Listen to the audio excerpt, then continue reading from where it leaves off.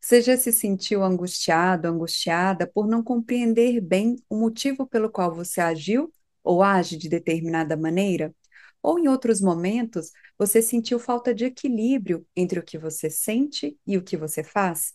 Talvez você não saiba, mas isso pode ser um sinal de desequilíbrio entre as energias feminina e masculina que habitam em todos nós. E por isso é tão importante compreender como essas forças nos influenciam, uma vez que elas são o alicerce para o nosso equilíbrio interior. Nesse vídeo, eu espero transmitir para vocês como essas energias influenciam as nossas relações com o mundo interior e também com o mundo exterior. Olá, seres de luz, pura vida? Eu espero que sim, e que se não estiver esse vídeo te traga algum conforto. Seja muito bem-vindo, bem-vinda, bem-vinda ao nosso refúgio de paz e descoberta. Eu sou a Gabriela e no vídeo de hoje nós vamos entender de onde surgiu os termos Yin e Yang, sagrado feminino, sagrado masculino, ânima, ânimos. Nós vamos entender o que representa em nós cada uma dessas energias, porque ambas as energias estão presentes em todos nós, independente do gênero, e também vamos conhecer quais são os principais sintomas de desequilíbrio de cada uma delas. Eu espero fazer isso de forma que vocês consigam absorver essa informação e aplicar esse conhecimento no seu dia a dia, para o seu processo de autodesenvolvimento e também de autoconhecimento. Vamos de mãos dadas? Eu espero ter ouvido. Sim. Você já deve ter se perguntado, afinal de contas, o que que significa e de onde surgiu os termos sagrado feminino e sagrado masculino que a gente tanto ouve hoje em dia. E o que eu posso adiantar é que tanto o sagrado feminino como o sagrado masculino têm raízes simbólicas muito antigas, como o Yin e o Yang do taoísmo. O taoísmo ou daoísmo é uma filosofia chinesa ancestral que nasceu no século VI antes de Cristo, ou seja, há quase 3.000 anos. E ela é atribuída ao sábio Lao Tse, que escreveu o clássico O Livro do Caminho e da Virtude, e que se chama em chinês Tao Te Ching. A palavra Tao, ou Dao, significa literalmente caminho, mas não é um caminho físico por onde a gente percorre, é o caminho natural do universo, ou seja, o fluxo que rege todas as coisas. E de acordo com essa filosofia, tentar resistir, forçar ou controlar esse fluxo gera sofrimento. É provável que você já tenha vivenciado uma experiência na qual você queria muito alcançar um objetivo, só que parecia que quanto mais você insistia, mais aquilo não fluía, mais aquilo te gerava frustração e desgaste. Até que em um determinado momento você decide abrir mão. Então as coisas começam a se reorganizar, talvez de uma forma diferente da que você considerava inicialmente, mas com o tempo você compreendeu o sentido daquele fluxo. É por isso que o taoísmo nos ensina a viver com o fluxo da vida e não contra ele, como a água de um rio que contorna os obstáculos e segue o seu curso com sabedoria. Ainda na filosofia taoísta, nós temos o princípio do yin e do yang. E de acordo com esse princípio, tudo no universo tem forças complementares opostas, como, por exemplo, o dia, a noite, o sol, a lua, o frio, o calor, enfim. Nada é totalmente escuro ou totalmente claro. Se vocês observarem o símbolo que representa o yin e o yang, vocês vão notar que tem um pouco de cada uma das duas cores nos dois. A coloração preta representa a energia feminina que é chamada de yin, mas no seu interior existe um ponto branco que simboliza a energia masculina contida nela e vice-versa. Então, de acordo com essa filosofia, independente do gênero, ambos temos as duas energias. E o importante seria compreender essas energias e aceitar que elas são forças complementares e não opostas e dessa maneira equilibrar essas polaridades. Na prática, as energias que representam o sagrado feminino, simbolizado na filosofia taoísta pelo Yin, são a intuição, o acolhimento, a criatividade, a conexão com o corpo e com a natureza, a sensibilidade. E no caso do sagrado masculino, simbolizado pela energia Yang, nós temos o foco, a coragem, a força, a ação, o planejamento, a direção e a firmeza. E é a união saudável dessas duas energias que permite que a gente viva com equilíbrio interior. Enquanto esses princípios milenares foram chamados de Yin e Yang no Oriente, aqui no Ocidente nós também tivemos outros movimentos que tentaram resgatar essas polaridades, como, por exemplo, o movimento da deusa, especialmente depois dos anos 1970, 1980, e ele é considerado um dos pilares principais para o que a gente chama hoje de sagrado feminino. Esse movimento propôs uma ruptura das visões patriarcais tradicionais da espiritualidade, onde Deus quase sempre era representado como um homem, defendendo a ideia de que o feminino também é sagrado, também é divino. Se vocês tentarem resgatar na memória de vocês, com certeza vocês vão conseguir imaginar que quando se pensa em mulher, em muitos dos cenários nós visualizamos um ser frágil, muitas vezes associado ao pecado, à inferioridade, como no mito da Eva, por exemplo. Coitada da Eva, só estava com fome, foi lá, comeu uma maçã, mas foi responsável pela queda da humanidade. Percebam como isso é profundo, e é por isso que esse movimento convida a nós, mulheres, nos reconectarmos com os nossos ciclos biológicos, como a menstruação, a menopausa, a gestação e também com o nosso corpo. Eu não sei se vocês já pararam para refletir sobre o ciclo lunar e também o ciclo menstrual. Além deles terem aproximadamente a mesma duração, eles também são divididos em quatro fases. É por isso que muitos movimentos espiritualistas, sobretudo aqueles relacionados ao sagrado feminino, associam a lua aos ciclos da vida da mulher. Esse movimento também nos convida a nos conectarmos à natureza feminina, porque quando estamos desconectadas dessa natureza, a gente pode ter dificuldade de se expressar, bloqueio da intuição, baixa autoestima, sentimento de culpa ou autopunição, desconexão com o corpo ou até mesmo com os ciclos da mulher. Já já a gente vai falar sobre os sintomas da desconexão com o sagrado masculino, mas antes vamos entender da onde surgiu esse termo. O termo sagrado masculino nasceu mais ou menos por volta de 1990, com o movimento mitopoético dos homens nos Estados Unidos. Olha que poético o nome desse movimento. Esse movimento foi muito influenciado pelo psicólogo suíço Carl Jung. É provável que você já tenha ouvido falar sobre a psicologia junguiana ou psicologia analítica. Jung acreditava que todos nós temos arquétipos, que são como personagens que habitam a nossa mente e representam muito dos nossos comportamentos de maneira inconsciente, como, por exemplo, o arquétipo da mãe, do herói, da sábia, do curador. A gente pode não perceber, mas esses arquétipos influenciam a forma como vivemos, pensamos, nos relacionamos e sentimos. E o movimento mitopoético utiliza desses arquétipos, como, por exemplo, o arquétipo do mago, do rei, do guerreiro, do amante, para ajudar os homens a entenderem partes esquecidas ou reprimidas de si mesmos, sobretudo em uma sociedade que desconecta os homens da sua espiritualidade, das suas emoções e da sua sensibilidade. Jung dizia que todos temos uma sombra, que seriam aspectos reprimidos da nossa psique. A psique nada mais é do que o conjunto de tudo aquilo que habita a nossa mente e de que, de alguma maneira, influencia a forma como reagimos e também como percebemos o mundo. Nós podemos dizer que emoções, pensamentos, memórias, sentimentos, imaginação e até o inconsciente compõem a psique. Em outras palavras, podemos dizer que a psique nada mais é do que a alma da nossa mente.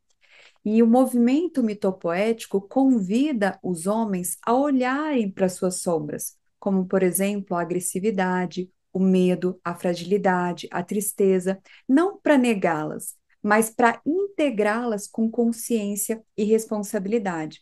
Tudo isso opondo o modelo que a gente tem de referência de homem durão e racional que é imposto pela sociedade. Isso é visto como um caminho de cura para o masculino ferido que muitas vezes assume formas distorcidas, como a violência, o vício em trabalho, o fechamento emocional e até o machismo.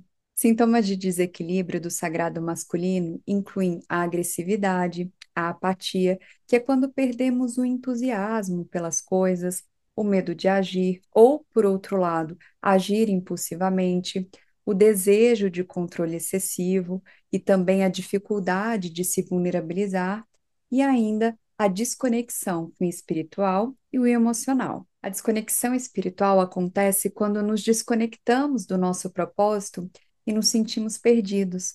Já a desconexão emocional é quando a gente evita olhar para os próprios sentimentos para não sofrer ou sente dificuldade de expressar o que sentimos.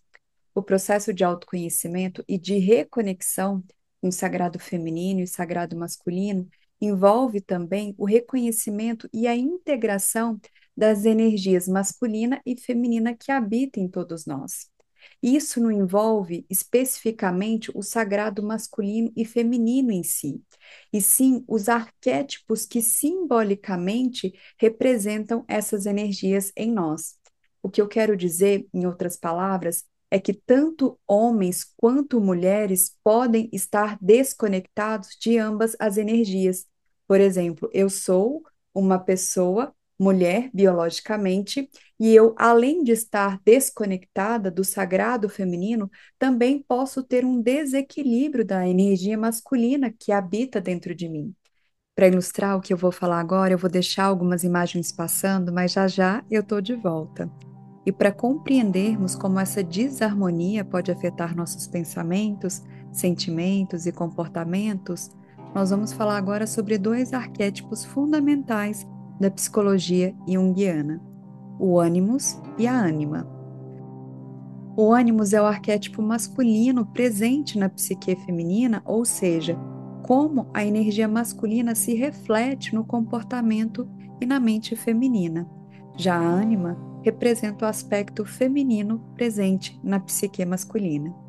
Entender esses conceitos e a influência que essas energias exercem sobre a nossa vida e reconhecer que parte disso vem de um consciente coletivo nos ajuda a nos compreender melhor e a agir com mais consciência e equilíbrio no nosso caminho de transformação interior. No caso das mulheres, o ânimos é formado ao longo da vida pelas experiências que a mulher tem com figuras masculinas, pais, irmãos, professores, parceiros amorosos, além das influências culturais e sociais sobre o que é ser homem. Quando o ânimos está integrado de forma saudável, se manifesta como força de ação, coragem, determinação, capacidade de argumentação, lógica e discernimento e independência interior. É ele quem ajuda a mulher a agir no mundo com firmeza, estabelecer limites, tomar decisões conscientes e expressar sua verdade com clareza. Agora, quando não integrado, ou seja, em desequilíbrio, o ânimos pode se manifestar como crítica excessiva consigo mesma, aquela voz interior que julga e sabota, desconexão com os sentimentos, arrogância ou autoritarismo, necessidade de controle extremo, rigidez mental, que é quando a pessoa tem dificuldade de flexibilizar suas ideias, crenças ou formas de agir, sem abertura para o novo, para outras opiniões ou para rever os próprios padrões.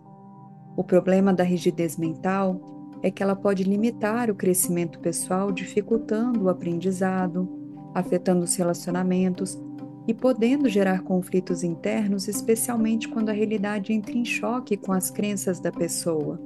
Ou seja, quando o ânimos está em desequilíbrio, em vez de ser uma força construtiva, ele pode se tornar uma voz masculina interior tirana, exigente demais e sem empatia, bloqueando o fluxo natural da intuição e da sensibilidade.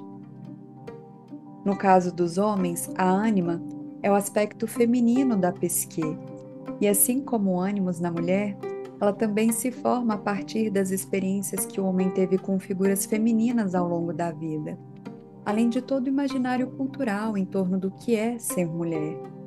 Quando a ânima está integrada de forma saudável, ela se manifesta como sensibilidade, empatia, imaginação fértil, criatividade, capacidade de amar com profundidade, conexão com o mundo interior e com a intuição.